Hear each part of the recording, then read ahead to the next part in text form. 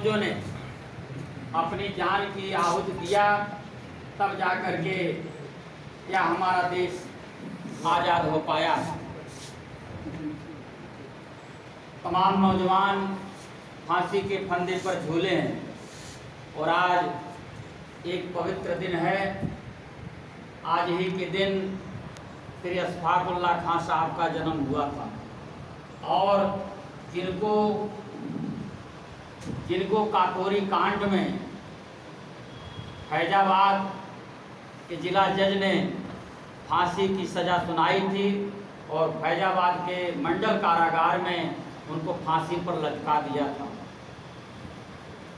साथियों, ऐसे तमाम रणबांकुरों ने अपने जीवन की पूर्ण आहुति दे करके देश को आज़ादी दिलाया। अंग्रेज तो चला गया, लेकिन अंग्रेजों के जाने के बाद सत्ता का हस्तांतरण हुआ। अंग्रेजों ने सत्ता कांग्रेस के लोगों को दिया। कांग्रेस के लोगों के नेताओं के हाथ में भारत की बागडोर को सौंप दिया।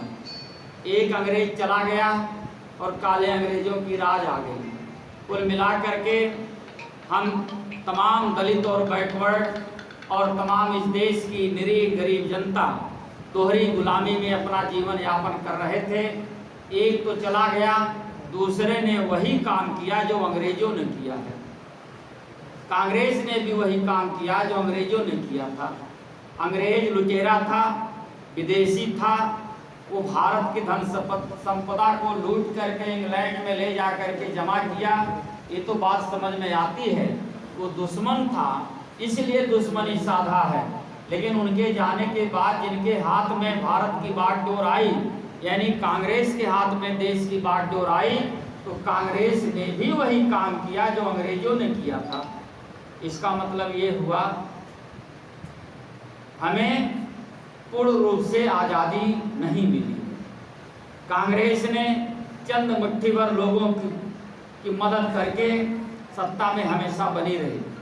उस समय बिड़ला, टाटा, डालमिया, ये तीन तरह के तीन पूंजीपति थे।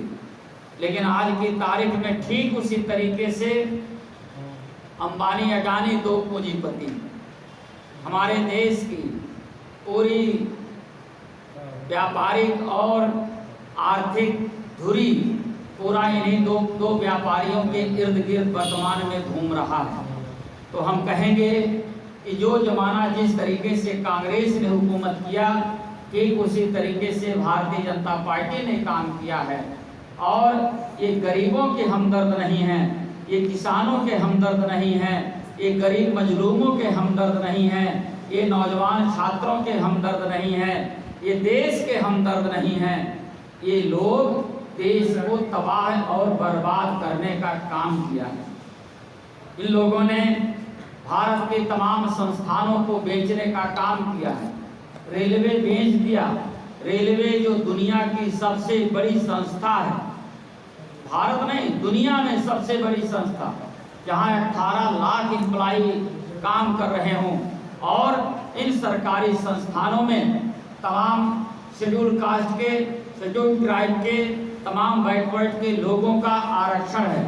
इसके अलावा तमाम लोग उससे रोजी रोजगार में जुड़े रहते हैं। लेकिन भारतीय जनता पार्टी ने रेलवे को बेच दिया, LIC को बेच दिया। बीमा कंपनी है, बहुत बड़ी बीमा कंपनी, उसे बेच दिया। तमाम बैंकों को बेच दिया, तेल बेच दिया, भेल को बेच दिया, तमाम सरकारी विभागों को प्राइवेट वालों को दे दिया और ये कह दिया ये घाटे में जा रहे हैं। मेरे साथियों, अगर कोई संस्था, कोई कंपनी, फैक्ट्री घाटे में जा रही है, सरकारी है तो घाटे में जा रही है। जब घाटे में जा रही है तो व्यापारी क्यों खरीद रहा है? घाटे का सौदा तो व्यापारी नहीं करता, क्योंकि वो अपनी पीठ के पीछे शुभ लाभ लिख करके बैठा रहता। उनमें हानि शब्द का प्रयोग नहीं, शुभ लाभ लिखा रहता। तो जब ये कंपनियां घाटे में थी तो ये व्यापारी क्यों खरीद रहे हैं? नहीं मेरे साथियों, ये घाटे में नहीं है, बल्कि ये फायदे में है। और फायदे में ये कंपनियां थी, लेकिन उनको जिन लोगों ने भारतीय जनता पार्टी को सत्ता में पहुंचाने के लिए आर्थिक रूप से मदद किया था, उनको ये मदद करने में लगे हुए हैं। कुल मिलाकर के कांग्रेस पार्टी और भारतीय जनता पार्टी में कोई बदलाव नहीं है। ये दोनों एक ही थैली के चट्टे बट्टे हैं, चोर चोर मौसेरे भाई हैं। एका कहे छोटी जनी, एका कहे बड़ी जनी, घरा जलाई दोनों जनी। इसलिए मेरे साथियों, और आज तमाम नौजवान बेरोजगार हैं। बहुजन समाज पार्टी की आदरणीय बहन कुमारी मायावती जी मुख्यमंत्री रही हैं और उन्होंने बहुत काम किया। तमाम बेरोजगार नौजवानों को नौकरी दिया, आरक्षण कोटा पूरा किया, चाहे शेड्यूल कास्ट का आरक्षण कोटा हो, चाहे बैकवर्ड का आरक्षण कोटा हो, चाहे शेड्यूल ट्राइब का आरक्षण कोटा हो, उनमें सभी लोगों की भर्ती किया और विशेष भर्ती अभियान चला करके जो तमाम पढ़े लिखे लोग थे, अपर कास्ट के लोगों को भी नौकरी देने का काम किया। बहन जी की सरकार में अंबेडकर ग्राम योजनाएं चलाई जाती थी, गांव का विकास होता था, गांव में बिजली के खंभे लगते थे, तार लगते थे, ट्रांसफार्मर लगता था, खड़ंजा पड़ंजा सीसी रोड और बीच रोड बनते थे, वहाँ अस्पताल बनता था, स्कूल बनता था और तमाम लोग गांव में रहने लगे क्योंकि गांव में 24 घंटा बिजली आती थी। वहाँ का हालात बहुत सुधर गया था। किंतु ऐसे लोगों के हाथ में देश की बागडोर है, ऐसे लोगों के हाथ में प्रदेश की बागडोर है जो बेऔलाद हैं, उनके पास कोई बीवी बच्चे नहीं है। एक ने तो अपनी बीवी को छोड़ दिया है, दूसरे ने शादी नहीं किया। तो कुल मिलाकर के ये बेऔलाद लोग हैं और बच्चे का दर्द क्या होता है माँ बाप को पता होता है, माँ बाप जानते हैं बच्चे के दर्द क्या होता है। और जाके पैर ना फटी दिवाई, वो क्या जाने तीर पराई। ये भारतीय जनता पार्टी में सत्ता में बैठे हुए लोगों ने झूठ बोला। इन्होंने कहा था कि हम किसानों की आय को दुगना करेंगे, किसानों की आय को दुगना नहीं कर पाए। आज भी गन्ना किसानों का, जो गन्ना किसान था जिन्होंने गन्ना मिल में अपना गन्ना पिछली साल बेचा था, आज तक उसका भुगतान नहीं हुआ है। गेहूं का समर्थन मूल्य 1800 रुपए प्रति क्विंटल है, लेकिन इन्होंने बिचौलियों को इतना महत्व दे दिया है। 1800 रुपए क्विंटल वाला धान 1100 रुपए में खरीदा जा रहा। ये 700 रुपए एक क्विंटल के हिसाब से जो गड़बड़ हो रहा है, ये बीच के बिचौलियों को लाभ पहुंचाने के लिए ये सरकार कर रही है। मेरे साथियों, कानून व्यवस्था की धज्जियां उड़ाई जा रही हैं, संविधान की धज्जियां उड़ाई जा रही हैं। आए दिन रोज कोई ना कोई घटना हो रही है, किसी के साथ भी कोई भी घटना हो जा रही है, कोई पूछने वाला नहीं है। ये थाने में बैठे हुए लोग भी और अधिकारी लोग भी बेलगाम हो गए हैं। मेरे साथियों, इनका दोहरा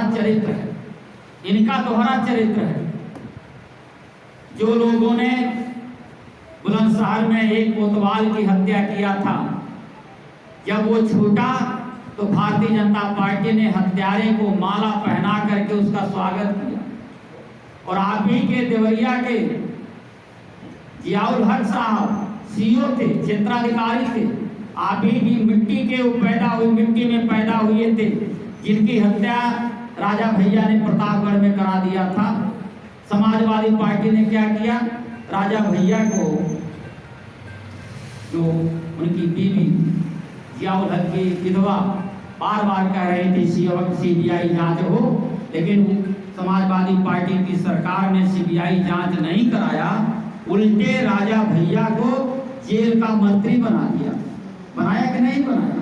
तो ये दोहरा चरित्र वाले हैं। और ये भारतीय जनता पार्टी भी तो और उससे आगे। भारतीय जनता पार्टी का विधायक कुलदीप सिंह सेंगर ने बलात्कार किया, फिर बड़े साजिश के साथ उनके परिवार वालों के ऊपर ट्रक चढ़वा दिया, मरवा दिया, कोई कार्रवाई नहीं हुई। अगर अदालत उसमें कार्रवाई न करती तो उनके खिलाफ कोई भी और भी कोई कार्रवाई नहीं होती, क्योंकि योगी बाबा उसे बचाने में लगे थे, क्योंकि उनका विधायक आपने देखा उनका राज्य मंत्री शाहजहांपुर का केंद्रीय राज्य मंत्री, उन्होंने रेप किया, शाहजहांपुर में रेप किया, 80 वीडियो उस लड़की ने अपलोड किया, इतने प्रमाण दिए, इसके बावजूद भी योगी बाबा उनको माला पहनाने जाते हैं। क्या चाहते हैं ये लोग?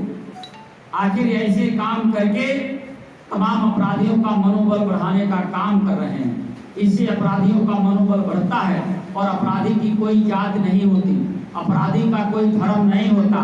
अगर अपराधी धार्मिक हो जाए तो कोई धर्म अपराध करने की शिक्षा नहीं देता। हम तो साफ कहेंगे अपराधियों का कोई मत मजहब नहीं होता, वो केवल अपराधी होता है, वो चाहे जिस जात का हो। तो यही सरकार बहन जी के हाथ में थी, यही पुलिस वाले थे, यही डीएम कप्तान थे, ये राइट टाइम रहते थे। बहन जी ने कह दिया था जिस थाना जिस जिला में कोई उत्पीड़न की घटना घटेगी हम डीएम और कप्तान को सस्पेंड करेंगे। एसओ तो बाद में सस्पेंड होगा, लेकिन कप्तान और डीएम को सस्पेंड करेंगे।